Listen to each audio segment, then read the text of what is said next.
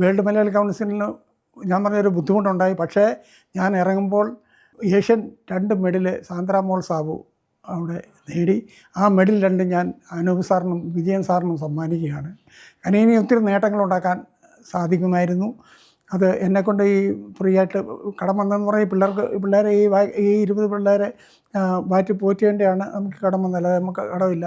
എനിക്ക് കിട്ടുന്നത് എൻ്റെ ഈ പെൻഷനെല്ലാം എടുത്തിട്ട് പോലും അത്രയും കടമായി. കാരണം 2,40,000 2 വർഷം 100 വെച്ച് കളിയാണ്. അത്ര വ്യത്യാസം വന്നു. അങ്ങനെയാണ് നമ്മൾ ഈ കടം കയറിയത്. അതിൽ ഇപ്പോൾ എനിക്ക് ഒരു സന്തോഷമുണ്ട്.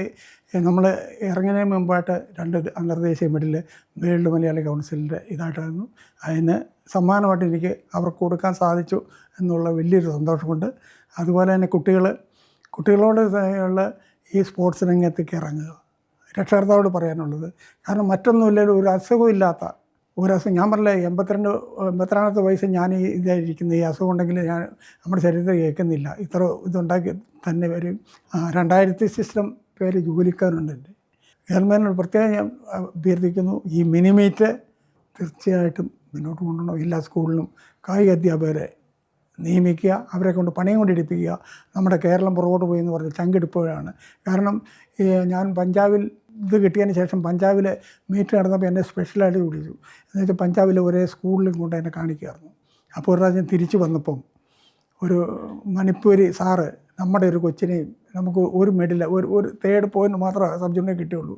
നമ്മുടെ ഒരു കൊച്ചിനെയും 2 പിള്ളേർ പിടിച്ച് പറഞ്ഞു, മാഷേ ഇത് അനിയൻ ഇവിടെ ജൂനിയർ മത്സരിക്കുന്നു, നിങ്ങളുടെ കൂടെ കേരളത്തിൽ നിന്ന് ചേട്ടൻ സബ് ജൂനിയർ മത്സരിക്കുന്നു, ഇതാണോ സാറേ ഇത്ര നാൾ സാറ് ചെയ്തുകൊണ്ടിരുന്നത് എന്നോട് ചോദിച്ചാണ്.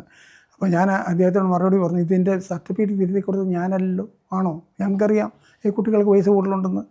അവിടെ നിന്ന് തിരുത്തി കൊടുത്ത് അങ്ങനെ പല സ്കൂൾക്കാർ ഇപ്രാവശ്യം എത്ര പിള്ളേർ പിടിച്ചു, ഈ വയസ്സ് തിരിച്ചുള്ള പിള്ളേർ പിടിച്ചു. അതും മരുന്ന് ഇഷ്ടം പോലെ അടിയുണ്ട്. മരുന്ന് എൻ്റെ റൂട്ടീൻ ഇതുവരെ മരുന്നിന് പിടിച്ചിട്ടില്ല. മരുന്നും നിർത്തി.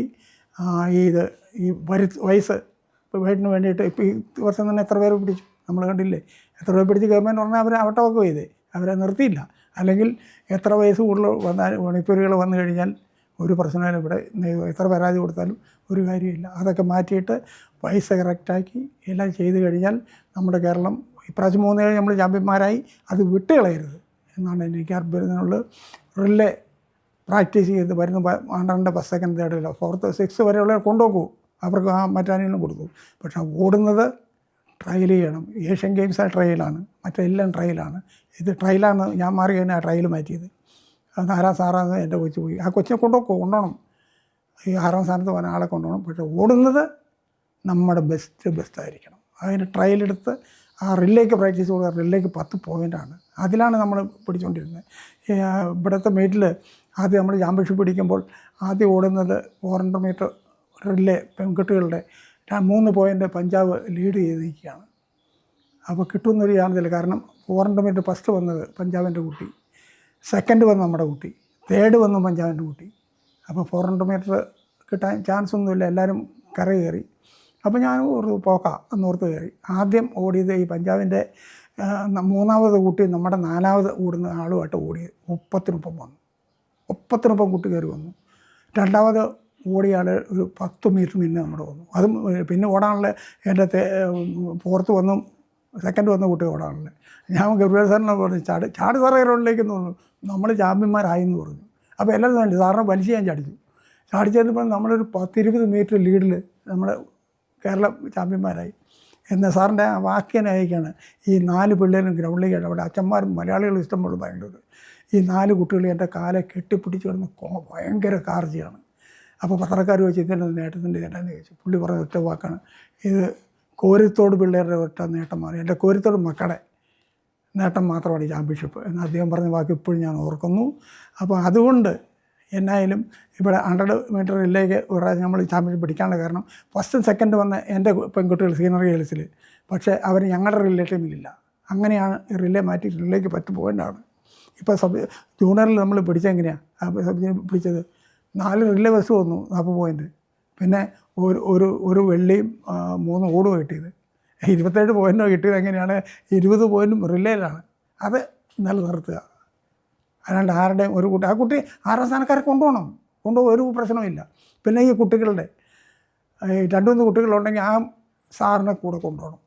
ഞാൻ കൊണ്ടുവരുന്നത് കൊണ്ടുപോകണം. ഞാൻ ഇത്രയും പിള്ളേരെ പോയി കഴിക്കണം എന്നെ ഒരിക്കലും ഇല്ല. അന്ന് DP ഇത് വന്നതിന് ശേഷമാണ് എന്നെ ഇത് ഏൽപ്പിച്ചത്. അന്ന് നമ്മൾ നെടുന്തുടിക്കാണ് കുറേ ആൾക്കാർ കുത്തക വെച്ചിരിക്കുകയാണ്. അതല്ല, ഇത് നമ്മുടെ കേരളത്തിൻ്റെ ആണെന്നാണ്. ആ മനസ്സുണ്ടാവണം. എല്ലാവരും ഒറ്റക്കെട്ടായിട്ട് നമ്മൾ നിൽക്കണം. എൻ്റെ കുട്ടി നിൻ്റെ കുട്ടിയല്ല, നമ്മുടെ കുട്ടി എന്നുള്ള വരണം. വന്നാൽ നമുക്ക് നേട്ടം ഉണ്ടാവും. ഈ കേരളം പുറകെ പോയി ഈ കൊല്ലം എനിക്ക് സന്തോഷമായി. നാലും നമ്മൾ 3 അല്ലെങ്കിൽ സീനിയർ മാത്രം നമ്മൾ പിടിക്കുള്ളായിരുന്നു. ഒരു പോയിൻറ്റും കൊണ്ട് വന്ന ആൾക്കാരാണ് നമ്മൾ അന്നുള്ള കാലത്ത്. ഇത് സബ് ജൂനിയറിൽ നമുക്ക് ത്രോസിന് കിട്ടിയില്ല. 10 സെക്കൻഡ് കേരളമാണ്, അതിന് നമ്മൾ നിലം തൊടാൻ ആരുമില്ല. സബ് ജൂനിയറിൽ 10 സെക്കൻഡ് നമ്മളാണ്. അങ്ങനെ വന്നപ്പോഴാണ് ഇവർ 8ാം ക്ലാസ്സിൽ 9ാം ക്ലാസ്സിലായ ഇത് പഠിക്കാൻ പറ്റിയെന്ന് പറഞ്ഞ് സബ് ജൂനിയർ പഠിക്കും. പിന്നെ 17 വയസ്സ് മത്സരിക്കണം, 14 വയസ്സുകാരൻ. അപ്പോൾ അത് കഴിഞ്ഞ് നമ്മളും 8ാം ക്ലാസ്സിൽ പിടിച്ചിടും. അത് വലിയ പരാതിയായിരുന്നു. നമ്മൾ പിടിച്ചിടും 8ാം ക്ലാസ്സിൽ അങ്ങനെയുള്ള കുട്ടികളെ.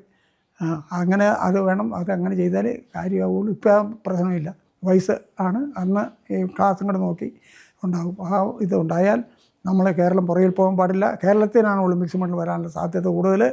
അത് ഉണ്ടാവണം. ഇത്ര കുട്ടികളെ നമ്മളെ ഒളിമ്പിക്സിൽ പങ്കെടുത്ത് ഇത്ര കുട്ടികളുണ്ട്. അതിന് ഞാൻ എപ്പോഴും കിടക്കുമ്പോൾ ഈ ട്രോഫിയൊക്കെ കണ്ടു കഴിയുമ്പോഴത്തേക്കും എൻ്റെ മനസ്സങ്ങ് നിറയുകയാണ്. അതുകൊണ്ട് ഞാൻ ഇപ്പോഴും വിശ്വസിക്കുന്നു ഇത് കണ്ടുപിടിക്കാനുള്ള ഒറ്റ കാരണം എൻ്റെ കുട്ടികളുടെ പ്രാർത്ഥനയാണ്, അവരുടെ വിയർപ്പാണ് ഞാൻ അത്രയും വലുതായത്. അതുപോലെ തന്നെ നിങ്ങൾ ഇതെല്ലാം എന്നെ പുറത്തുവിട്ട നിങ്ങളുടെ ചാനലുകാരോടും എൻ്റെ നന്ദി അറിയിക്കുന്നു. ഏറ്റവും ഇതാവട്ടെ. നിങ്ങളോട് എൻ്റെ ഹൃദയത്തിൻ്റെ ഭാഷ നന്ദി രേഖപ്പെടുത്തിക്കൊണ്ട് എൻ്റെ വാക്കുകൾ ചൊല്ലുന്നു.